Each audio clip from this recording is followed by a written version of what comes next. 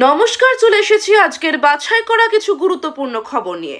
প্রথমে জেনে নেব শিরোনাম, তারপরে জানবো বিস্তারিত। 5 বছর ধরে যা করেছি, ডার্বি জয়কে বদলা হিসেবে দেখতে নারাজ দেবাশিস দত্ত। 7 ঘন্টা পরে ঢাকা বিমানবন্দর থেকে ফ্লাইট পরিষেবা চালু, অগ্নিকাণ্ডের ঘটনায় তদন্ত করবে অন্তর্বর্তী সরকার। দীপাবলির মুখে চরম ভোগান্তি, বাতিল মিলান দিল্লিগামী এয়ার ইন্ডিয়ার ফ্লাইট, আটকে বহু যাত্রী। আচমকা খাদে গড়িয়ে পড়ল পুণ্যার্থীদের বাস, মৃত অন্তত 8।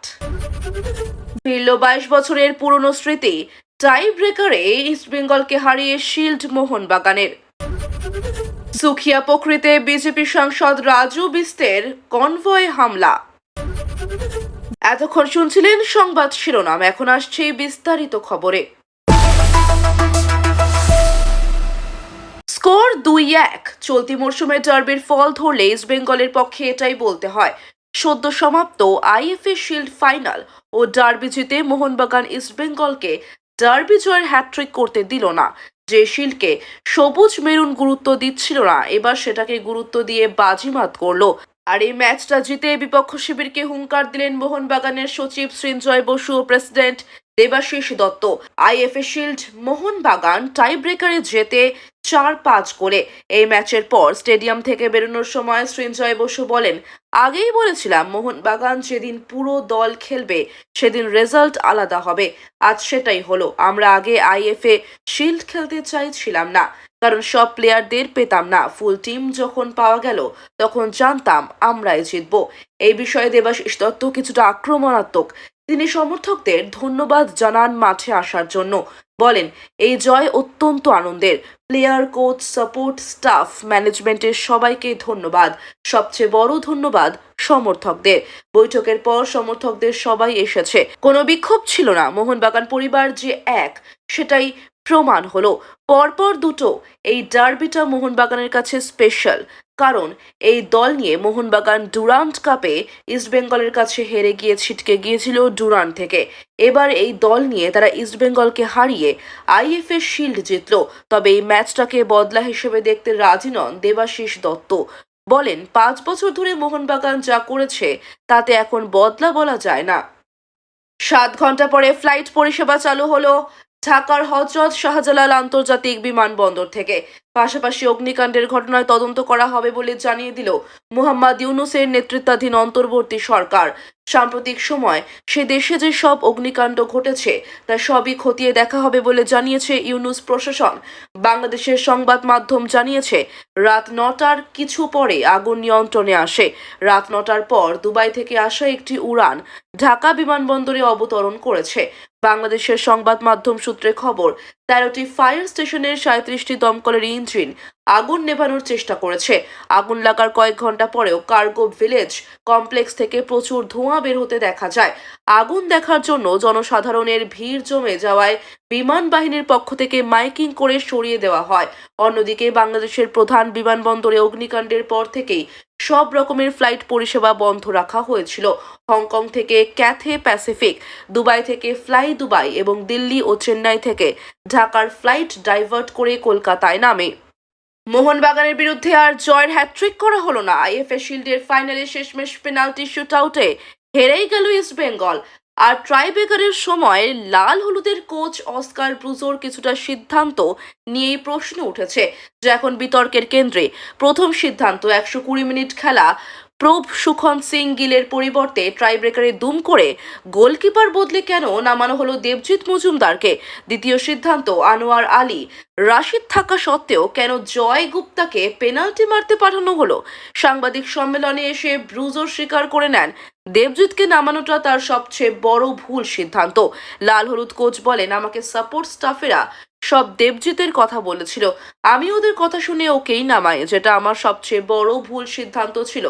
দেবজিৎ এদিন আর সেফজিৎ হতে পারল না। টাইব্রেকারে কোনো গোলই তিনি আটকাতে পারেননি। মোহনবাগানের 5টি গোলই তিনি হজম করেন। অন্যদিকে জয় গুপ্তার শট আটকে দেন সবুজ মেরুনের বিশাল কাইত। স্বভাবতই মোহনবাগান শিল্ড ছিনিয়ে নেয়। সেই সঙ্গে মৌসুমের প্রথম ডার্বি জয়ের স্বাদ পায়। আর লাল হলুদের দেবজিৎ হয়ে যান ভিলেন।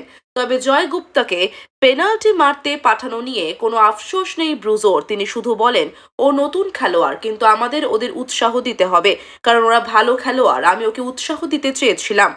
দীপাবলিতে বাড়ি ফেরার জন্য প্রবাসী ভারতীয়রা মুখিয়ে থাকেন, সেই কারণে অনেক আগে থেকে টিকিটও কেটে রাখেন। তবে এবার দীপাবলি উৎসবের ঠিক মুখে চরম ভোগান্তির মুখে পড়লেন ইতালির প্রবাসী ভারতীয়রা। গত শুক্রবার 17 অক্টোবর মিলান থেকে দিল্লিগামী এয়ার ইন্ডিয়ার একটি ফ্লাইট বাতিল হয়েছে, যার জন্য 100 জন যাত্রী সমস্যায় পড়েছেন বলে জানা গিয়েছে।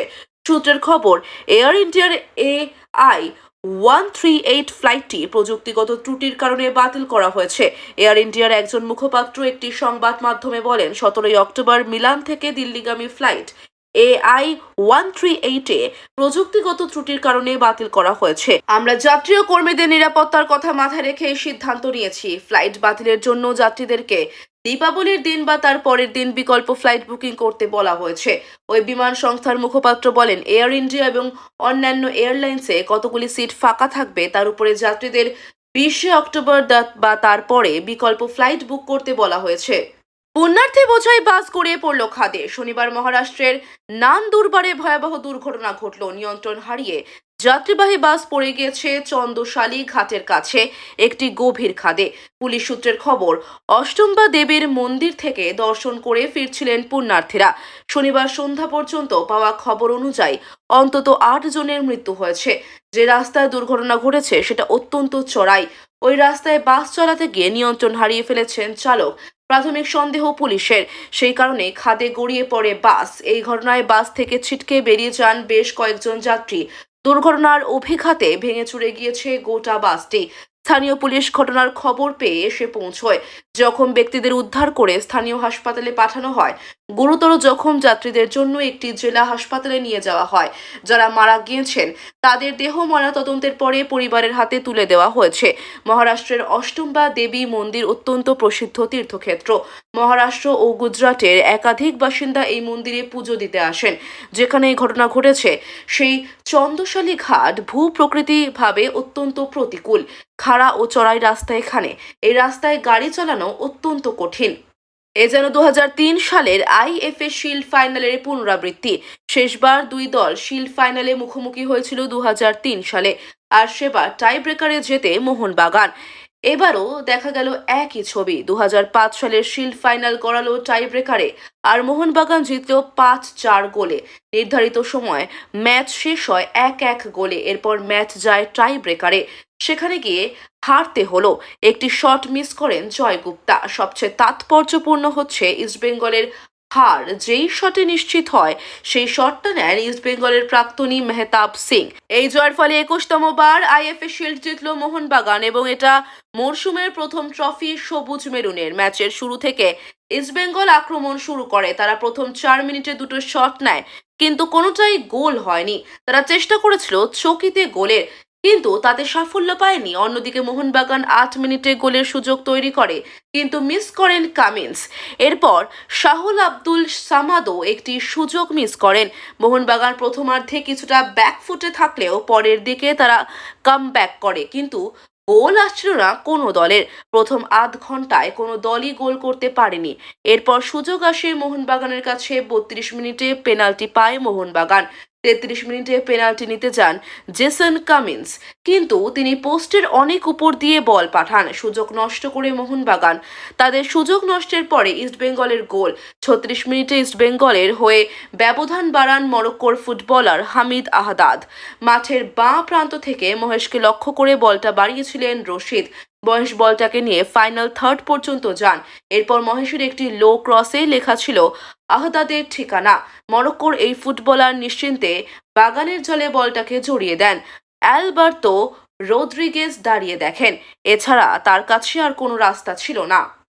এবার দার্জিলিংয়ের বিজেপি সাংসদের কনভয় হামলার অভিযোগ। শনিবার সন্ধে দার্জিলিংয়ের সুখিয়া পোখরি ব্লকের মাসিধুরায় সাংসদ রাজু বিস্তের কনভয় থাকা গাড়িতে দুষ্কৃতী হামলার অভিযোগ। পাহাড়ের ধস বিধ্বস্ত প্রত্যন্ত এলাকা থেকে ফেরার পথে এই ঘটনা ঘটে। অভিযোগ, সুখিয়া পোখরিতে পিছন থেকে রাজু বিস্তের কনভয় থাকা গাড়ি লক্ষ্য করে ঢিল ছোড়া হয়। গাড়ির কাচের একাংশ ভেঙে যায়। সঙ্গে সঙ্গে সুখিয়া পোখরি থানায় যান সাংসদ। সেখানে অভিযোগ দায়ের করেন রাজু বিস্ত। বলেন, হামলার ঘটনায় মোটেই ভয় পায়নি, তবে যারা পাহাড়ের শান্তি নষ্ট করার চেষ্টা করছে আমি তাদের সতর্ক করছি, এই ধরনের ঘটনা কোনোভাবেই বরদাস্ত করা হবে না।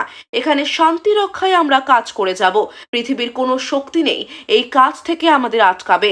এর আগে উত্তর মালদার বিজেপি সাংসদ খগেন মুর্মুর উপরে হামলার ঘটনা ঘটে। উত্তরবঙ্গে দুর্যোগ বিধ্বস্তদের সঙ্গে দেখা করতে গিয়েছিলেন খগেন মুর্মু ও শিলিগুড়ির বিজেপি বিধায়ক শঙ্কর ঘোষ।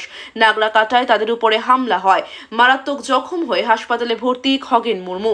আঘাত লাগে শঙ্করেরও, তবে এখন তিনি সুস্থ।